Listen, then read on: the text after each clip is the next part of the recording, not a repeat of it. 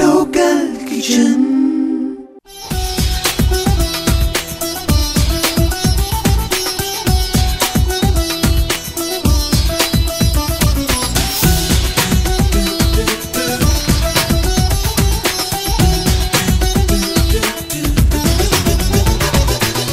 Welcome back after the break. మన next item చిట్టి చేగోడీలండి. అవి ఎలా తయారు చేయాలో విజయరావు గారిని అడిగి తెలుసుకుందాం.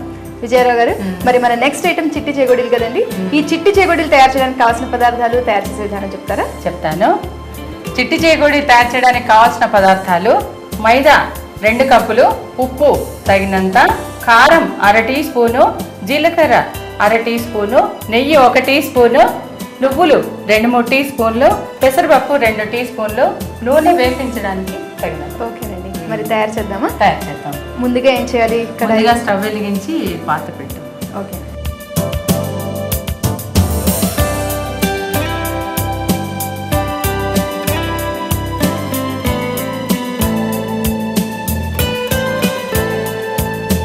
ఇప్పుడు నీళ్ళు, ఇందులో నీళ్ళు. ఇప్పుడు ఈ కట్టు అంటే ఇది ప్రపోర్షన్ అనమాట. 1:1, 1 కప్పు మైదాకి 1 కప్పు నీళ్ళు కరెక్ట్గా వస్తుందండి. కొత్తగా చేగోడీలు తయారు చేసే వాళ్ళకి కూడా ఈజీగా ఉంటుంది. అందుకని అంటే ముందు మనం పిండి తయారు చేసుకుంటామా? చేగోడీల పిండి.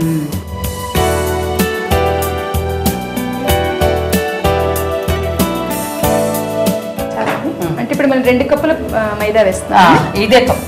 ఓకే. ఈ కప్పుతో 2. నీళ్ళు మరిగిన తర్వాత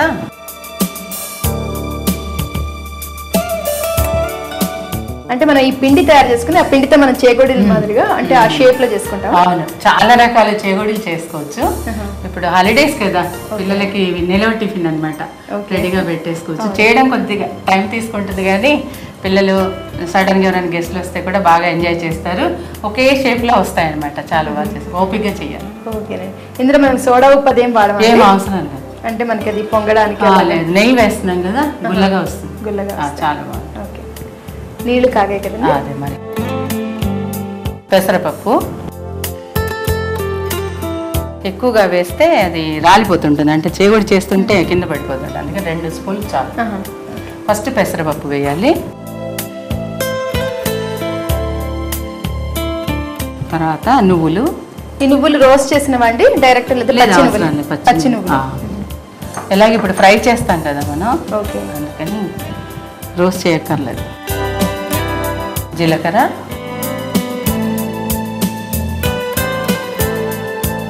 ఉప్పు తక్కువగానే పడుతుందమ్మా.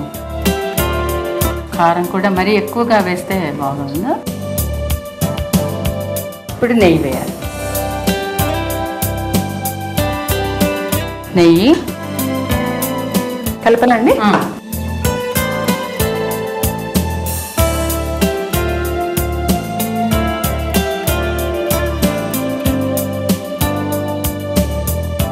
ఈ 2 కప్పులు దీంతో తీస్తాం.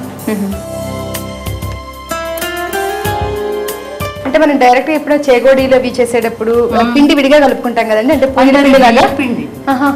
ఓకే. బియ్య పిండితోనే సాధారణంగా చేగోడీలు చేస్తారు. అవును. ఇప్పుడు అలా కలుపుకునేది పిండి అంటే బియ్య పిండి. ఓకే. మైదాతో కాదు. ఓకే. ఇది మైదా నేను చేసి చూసాను, చాలా బాగా వచ్చాయి, అందుకని ఇక్కడ చేస్తున్నాను అనమాట. ఇప్పుడు 1 కప్పు. ఇది ఉండలు కట్టదండి? పర్వాలేదు, కలుపుకున్నా పర్వాలేదు, ఇదేమో. ఇది మీ క్రియేటివిటీనండి విజయరావు గారు. ఫుల్ మైదాతో తెలియదు అసలు చాలా మంది. అదే ఇంట్లో అమ్మ వాళ్ళు సహజంగా చేస్తారు, బియ్య పిండితో చేస్తూ ఉంటారు. ఇప్పుడు కలిపి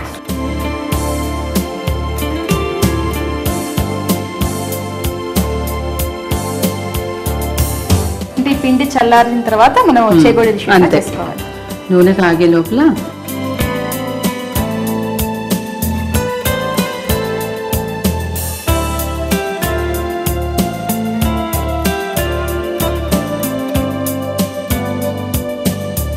చాలా చక్కగా వచ్చిందండి పిండి. నేను కూడా మరిగే నీళ్ళలో పిండి వేస్తే ముద్ద కట్టిపోయి అలా అవుతుందేమో. దీనిపైన మూత పెట్టు 2 నిమిషాలు. ఓకే. మూత పెడితే సెట్ అవుతుంది. ఇప్పుడు మనం డీప్ ఫ్రై చేసుకోవడానికి నూనె పెట్టుకుందామా? పెట్టేసి ఇటువైపు షిఫ్ట్ చేస్తాను. తీసేయచ్చు ఆయన ఇంకా అయిపోతుంది.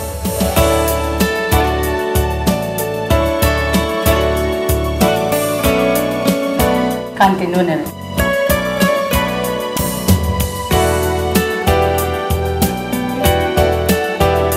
డీప్ ఫ్రై చేస్తాం కదండి.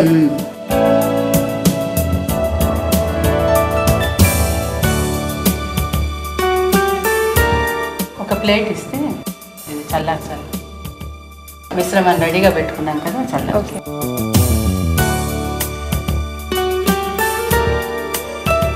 ఈ పిండిని చల్లార్చి మనం మనకు కావాల్సిన షేప్లో చేకూడదు చేస్తాం.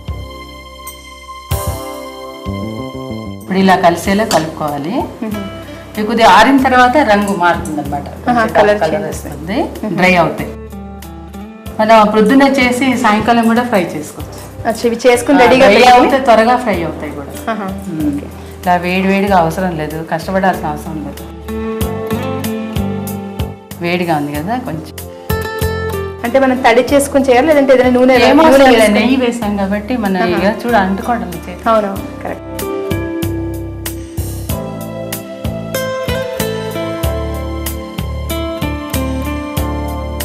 అంటే ఫస్ట్ కొద్దిగా పెద్ద ముద్ద తీసుకుని తర్వాత సన్నగా ఇలా చేస్తారండి.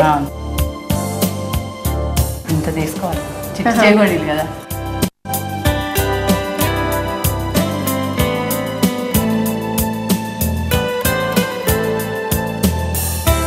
ఆరిన తర్వాత కలర్ మారుతుంది కొంచెం.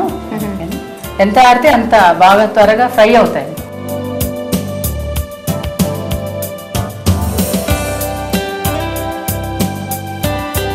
కాంతి, ఇది ఆరిపోయిన తర్వాత కలర్ మారుతుందని చెప్పాను కదా, ఇలా డ్రై అయిన తర్వాత మనం చేసేసుకుంటే త్వరగా చేసుకోవచ్చు. ఫ్రై అవుతాయి, చాలా రోజులు నిలవ ఉంటాయి. ఇప్పుడు ఇందులో ఇంకొకటి చిట్కా చెప్పనండి. చెప్పండి. నూనె కాయిన తర్వాత ఓన్లీ ఒకటే వేయాలి ఎప్పుడు. ఓకే. తీసేసి. ఎందుకని? ఆ సెగ ఉంటుంది కదా, అంటే మనకి సెగ తెలుస్తుంది. తెలిసిపోతుంది. అది కాదు, ఇందులో ఒక రకమైన పొగ వస్తుంది కదా, అది రాకుండా ఆ టేస్ట్ రాదు. ఇవన్నీ వేస్తే ఒకటి వేసి తీసేస్తాం. అది మాదిరిగా కూడా ఫ్రై అవుతుంది, అది టైం వేడిగా ఉంటుంది అది. ఓకే. అందుకని ఒకటి వేసి తీసేస్తాం. ఇప్పుడు సిమ్లో పెట్టి ఫ్రై చేస్తాం. ఇవి బాగా డ్రై అయిపోయాయి కదా, త్వరగా ఫ్రై అవుతుంది. ఈ పిండి వంటలు ఇలాంటివి మనం ఇంట్లో చేసి పెట్టుకుంటే డబ్బాల్లో చేసి పెడితే పిల్లలకి హాలిడేస్ అందుకే ఇది మంచి స్నాక్స్ అండి కదా. ఈరోజు అందుకే లోకల్ కిచెన్లో స్పెషల్లీ చేగోడీలు. అంటే పిల్లలందరూ కూడా సమ్మర్ హాలిడేస్లో వాళ్ళకి మంచి స్నాక్స్.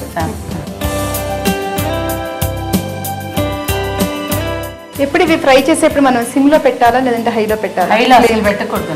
ఏ ఐటమ్ చేసినా సరే హైలో పెడితే పైన బ్లాక్ డార్క్ కలర్ వచ్చేస్తుంది, లోపలేమో ఫ్రై అవ్వదు.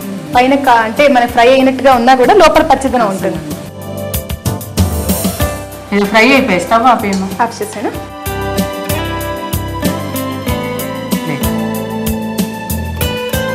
సర్వ్ చేసుకున్నామండి. కలగలాడుతుందా? క్రిస్పీగా ఉన్నాయి, చాలా.